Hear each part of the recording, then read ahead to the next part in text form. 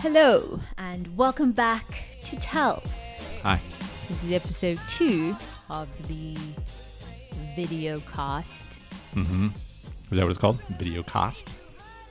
I don't know what it's called. Video cast. Video cast. I don't know what it's called. Welcome back to Tells, Andrew Nemi. Thanks. What's happening? Thanks for having me on your show. What's happening? Your hair looks very nice today. Thank you. Face looks very pretty. Do you want to talk about that? Got some things to talk about. Yes. That's one thing. So, what, the meme? Yeah. Is it a meme? I believe so. It doesn't need to be a meme because it came directly from you. Last time we did a show and I said, you look very pretty today. And you said, let's not talk about that. Or don't sum me up in your words or whatever the issue is. The meme reads, we'll put it on the screen. Can you put it on the screen? Yeah, I can do that. It says, you look really beautiful today. And the response is, thanks. I love compliments about my flesh prison. Okay. Made me chuckle. Yeah. So is that the same issue? Should we be making comments on the thing that you're stuck with? Should we be making comments on the thing that you're stuck with? Yeah. I think that's okay to compliment beauty. You know, like when you see a beautiful piece of art, or you see a beautiful sunset, you compliment it. But it's just how often women are expected to look beautiful. I don't go, oh, you look so handsome today, just randomly. You don't? I think you do. Yeah, I mean, if you look handsome, Okay. then I will tell you. Okay. So what's the deal? Do you think a body is a flesh prison? I guess is the question. I don't think that's the question. No? No. What do you think the question is? Well, the other day when we were recording this, when we were about to record this, and I said, you look very pretty. And you said, don't say that for whatever reason. Yeah, I mean, it's not necessary. Okay. Is it? I don't know. Do we only do things that are necessary? I guess not. I don't know. Why do you tell me that I'm beautiful? Because... Are you telling it for myself or for you? I think both. I think A, I genuinely think so, and B, to make you feel confident and good. Is there no feeling good without being beautiful? No, but it seems like a free roll. I mean, look at the men who are super successful.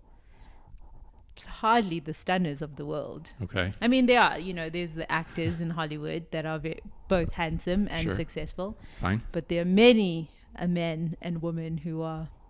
So I don't know if confidence is it. Okay. But what's like the downside of saying that you look very pretty? Objectification. Meaning what? That you just look at me as a thing to be admired. So should I say you look very strong today and podcast ready? Yeah. You should say you look very smart today. You look very intuitive today. That's right. You look very intuitive today. You seem very connected to yourself today. So if I say that you look pretty and I'm attracted to you, if I say that, or if I think that, should I just not say it? Honestly, I don't care. Right. I think... You like it. It doesn't matter to me either way, Mm-hmm. I think occasionally it's nice to hear that, but it's not something that changes my sense of self from day to day. Well, you can tell me whenever you want. I like it. That you look handsome. Sure. You look handsome today. Thanks. I see you put some gel on for the show. podcast. For the show. It's a Sunday afternoon. But you don't think the body is a flesh prison? I guess I would need to understand what that means. What do you think it means? I don't know. I didn't write it. Do you feel free in your body? Meaning what? Like free like do whatever I want, or what do you mean? Right. Yeah. I mean, imagine if you were a being without a body. Would you be more free or less free? Probably more. So. Okay. But kind of a flesh I'm prison. more free than this couch. That's just sat here. So it's all relative. I guess so. I mean, I think she might be saying was it a she that wrote that, or he, that meme? I don't know. It's the woman responding. That posted it. I love it when you compliment me on my flesh prison. Yeah. So I think she might be like getting at the fact that I have no choice. I'm in here. This is what I have. So it doesn't really matter whether it's like pretty to you or not. Right. Like it just is. So going forward, I would like you to say, you look very intuitive today. Maybe sometimes. Maybe I'll switch back and forth. We'll see how that works. You look very rich today. I like that. Right? Yeah. You look very wealthy today. Because I mean, there's that phrase, I feel like $1 million, right? There you go. So let's use that going forward. You look like $1 million. No. You look very rich today. Yeah. Very wealthy. $1 million's today. Not enough. No. We've already talked about It's this. enough for me. If you say I look like $1 million, it's fine. Okay. But for you, I know it's not. All right. This is good. Good to know how we will move forward in complimenting one another on our physical I guess. appearances. I'm not going to stop You're not going to stop? saying you look pretty. No, it's not going to happen. Do you think it matters if it's me saying it or somebody else saying it? Like, what if one of the viewers of the podcast, of the vlogcast, whatever this is called, says that you look pretty today? Is that annoying? No, I mean, that's what I'm saying. It's not annoying to me. I think it's like nice. Okay. But it's like in the moment, I'm not going to be thinking about it. There you go. Leave a comment down below on Busi's appearance. Judge. But what about your appearance? Leave your judgments on both of us, both of our appearances. Let us know what you think. Okay, moving on. About our flesh prisons. Moving on. So this week we had, I had a run-in with both Tax Andrew and Hangry Andrew. At the same time? That is a terrible combination. Mm-hmm. So there's this thing that happens in our household once a year when Andrew has to tackle his taxes. So as you can imagine, him being a traveling salesman, he has a lot of expenses, receipts and such. And unlike some people in this household who tackle their taxes every month and every quarter, making sure that, tracking expenses every month. Tax Andrew leaves it for once a year. And as a result, we get a very unhappy individual. And this week, I had a run-in with a Tax and Hangry Andrew. That combination was not good. Yeah. I'm usually pretty chill, I would say, aside from Tax time. The occasional state that changes me. So what do you think is the reason for hating doing taxes? What is the reason for it? Yes. Well, first of all, I lose money when I do it. So last week, if you haven't listened to the podcast episode, we spoke about Andrew's sort of liquid asset goal, which is around $1 million. And so I guess if I am putting words in your mouth, like when you have to pay taxes, that decreases the goal. Exactly. Okay. Yes. So tell me how getting upset about that is good. You want me to answer you want me to try and justify getting upset about anything? No, it just doesn't make any sense to me. Okay. But that's what I'm saying, does getting upset about anything really Makes sense. Is that really productive? No. I'm not sure I'm going to have the best answer about getting upset about it. Okay. But this year I think I was better than other years. Slightly. Slightly better. Yes, we have seen an improvement in Tax Andrew. Yeah. But why does it bother me? Yeah. I mean, like, is it just the loss of money, or is it the sheer volume of receipts to it's not necessarily reconcile? Yeah, it's receipts. It's a bunch of admin work. It's like needing to do a bunch of work that will inevitably be a step backwards, you know? Because you lose a little bit of money. Yeah, exactly. So it's like, but that money is never yours. It's too to crappy. begin with. That's true, and it's a silly mindset for me to have, especially because as like a self-employed person, you're technically supposed to be paying like quarterly estimates, or just pay it all at once and then like pay a fee for not paying quarterly. Right. So again, an extra fee that I have to pay, and that I have to compile the statistics for that fee, etc. So yeah, it's like normally when you're doing a bunch of work, there's going to be something to show for it at the end of that work, right? You took a step forward, so you did something productive. This is like doing a bunch of work that takes a negative hit on your overall goal, which is quite silly because that money is never yours to begin with. Well, that and like taxes, I mean, this isn't exactly the podcast platform, but taxes are supposed to be, you know, for the greater good. Sure. And it's really not like the worst thing ever. Right. You know, and then you could go down the path of, well, are taxes being used as well as they can, blah, blah, blah. But anyway. The idea of taxes is not the worst thing. Right. And like you say, can be endless debate on how tax dollars are actually used. Sure. So anyway, Angry Tax Andrew makes an appearance. But I will say that once I get like firmly into the zone, I'm pretty quiet and focused on it. And unless I get hungry and then you start bothering me, we'll be fine. And those two things happen at the same time sometimes. So that's your fault. Oh, okay. So hopefully we continue to improve. I think I've just let it go now. I'm not quite as up in your business about getting it done when I want it done.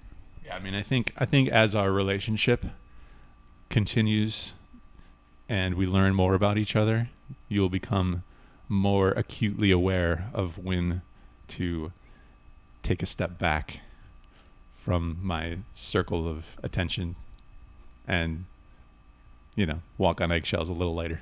Like you do? Do I not do that? Maybe. Oh, I think like during certain times, like of the month, you mean, or what? Yes. Yes. I can't help it. When I'm like, please do not touch me. Uh-huh. Stay away from me. And you do not heed that. After a decade, you are still wanting to be as physically close as possible. And it's not good. It's because you're so pretty, though. Here we go again. Yeah. When it's that time of the month, Busi wants no space. Yeah, she wants space. No loving. Yeah, your body no just gets petting. hot. No petting. Nobody needs to have another human body right on top of them. Mm-hmm. It's too much. It's too hot. Yeah. It's too hot. You don't want to be comforted? No, I don't need comfort. I just need room. Yeah. Space. Well, that's how I feel during taxes. I guess we learned something this week about one another, so that's good. I saw a clip yesterday and Ruth Bader Ginsburg was saying that on her wedding day, her mother-in-law said to her, Ruth, do you want to know the secret to a happy marriage? And she said, yes, of course I want to know what the secret to a happy marriage is. And the mom-in-law said, you just have to be deaf sometimes. You know, just you become deaf. If a harsh word is spoken, if a falsehood is said, you know, you just grow a little deaf sometimes. And that will be a secret to a happy marriage. And she was saying how she used that with her colleagues in the Supreme Court as well. So, yeah, an American legend. I mean, that's kind of similar to the previous conversation. You know, To know when to. like if you enter my circle of agitation during tax time, and I say something agitated, Yeah. No, that's why I didn't take any offense. I was just like, it's your fault for not being deaf. it's my fault for not being deaf. Did you know anything about her? Did you learn about Ruth Bader Ginsburg in school? Not nearly as much as I wish I did. So do you think she should have retired before she was 87? It depends, like, what you mean by should she have. Do I think it probably would have been a more strategic move? Politically? Yeah. Okay. Then yeah, probably. But it's like so tough to make that suggestion as somebody who's outside of her skin. Right.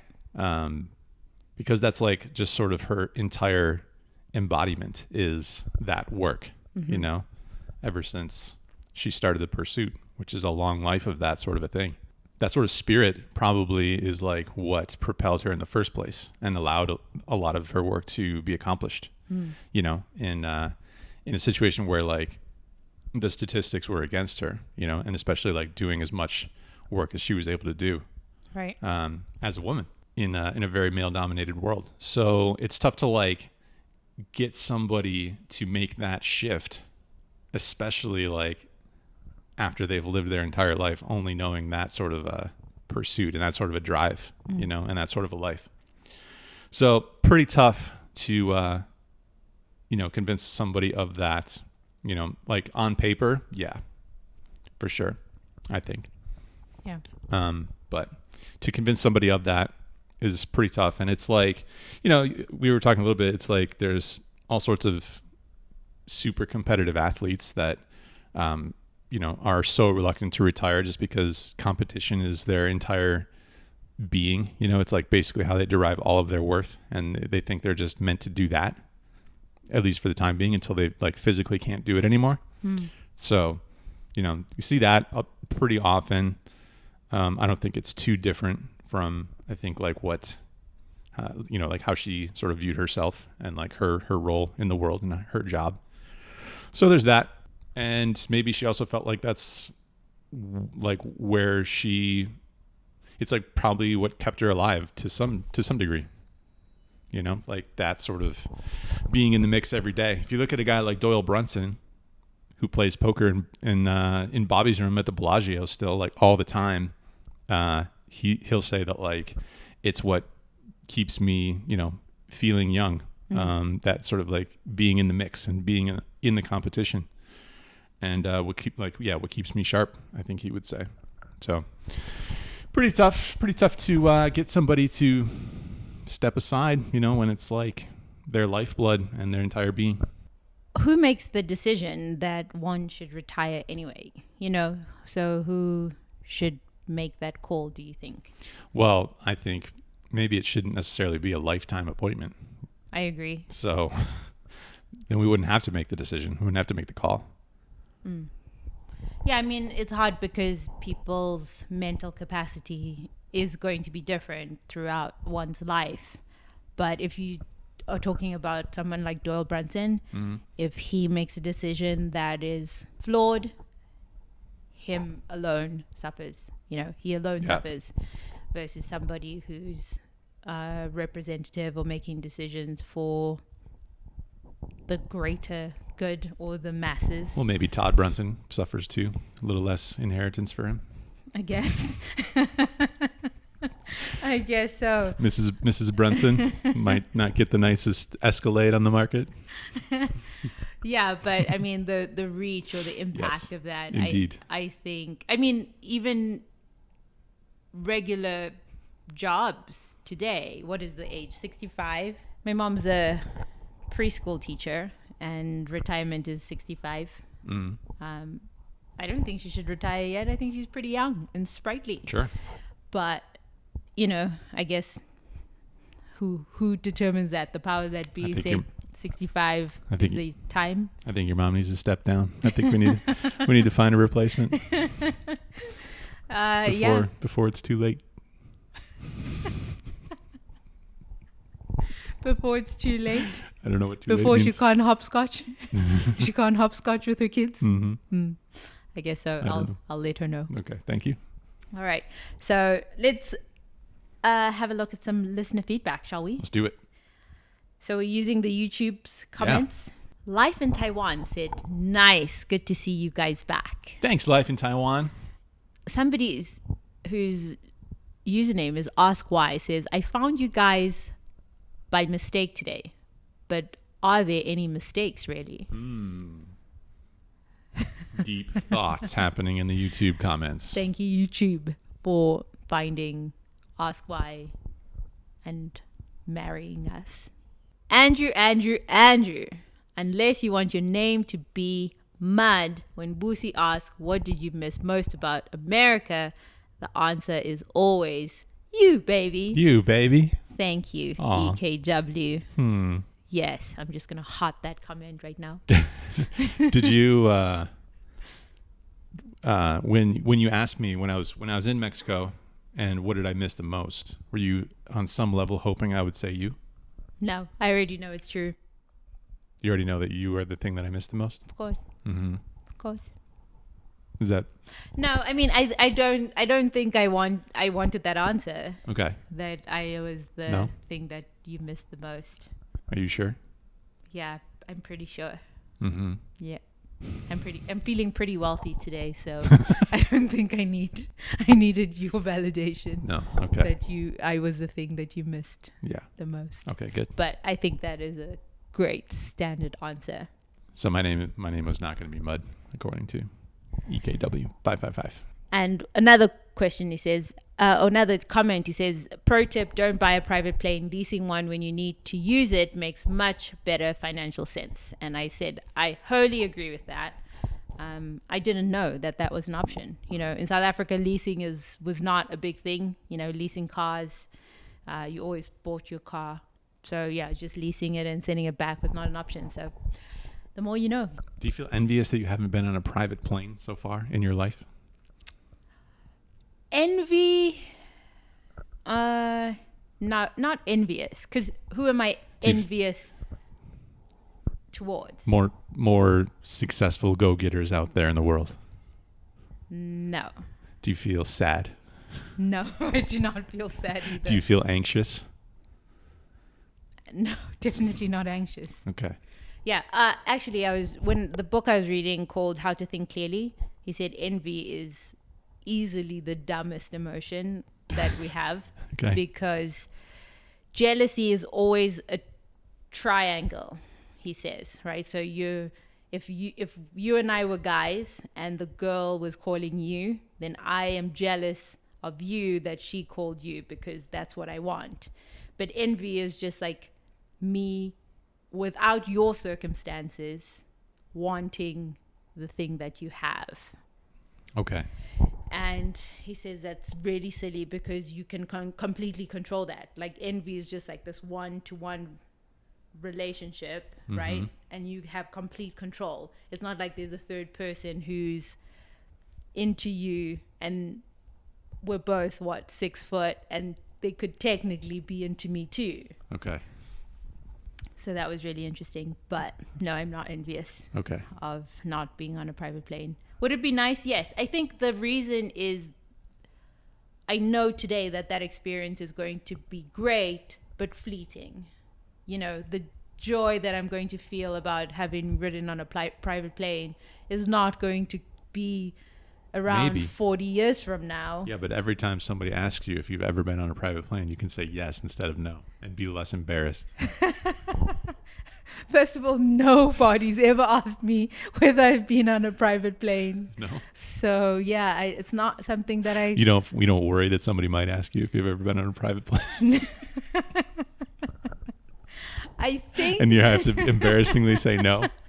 I think there are much better things to worry about, and private planes are not one of them. Okay, happy to hear it. So we met a couple of friends downtown Las Vegas. It is getting busier and busier downtown.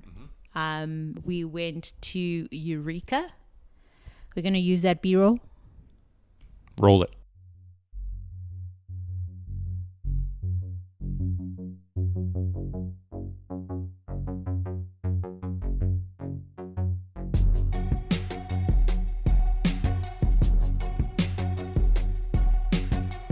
Apparently, Andrew and my friend thinks that Andrew is the burger and beer guy.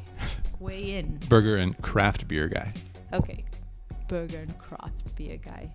Yeah. We went to Eureka and had some burgers and craft beer, and then rode the city bikes again. Love it. Love those city bikes.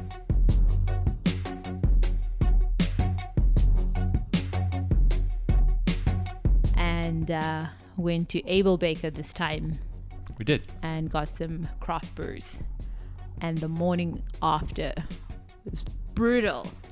Was it brutal? Like you were hungover properly or what? Yeah, and I was even conscious to try and pick beers with the lowest percentage. Mm-hmm. You're just getting old. Can't handle it. Can't hack a good night out anymore. So now It's time for you to hang them up. So now you're dissing my flesh prison? It's time for you to retire. So you're dissing my flesh prison now. My beautiful flesh prison, you're calling it old and can't keep up. Looks can be deceiving. Yeah, so that was a fun night. But yeah, Saturday morning was a slight struggle. I was definitely tired. I wasn't hungover though. Isn't hungover tired? Maybe it would fall into the category, but I generally equate a hangover with a headache and anxiety / nausea, being nauseous. I had 2 beers and I was definitely anxious on Saturday morning. That's right. So I was fine. Yeah, I think I was good. I'm ready to go. Let's go. Well, but yeah, that was a good time. Good to see old friends. Mm-hmm. They moved back from Chicago. Yeah. Because Vegas is best. It's got a lot going for it. No, there was an earthquake the other day in California. We didn't feel it. There's no tarantulas here like there are in Mexico. That tarantula really scarred you, huh? It did.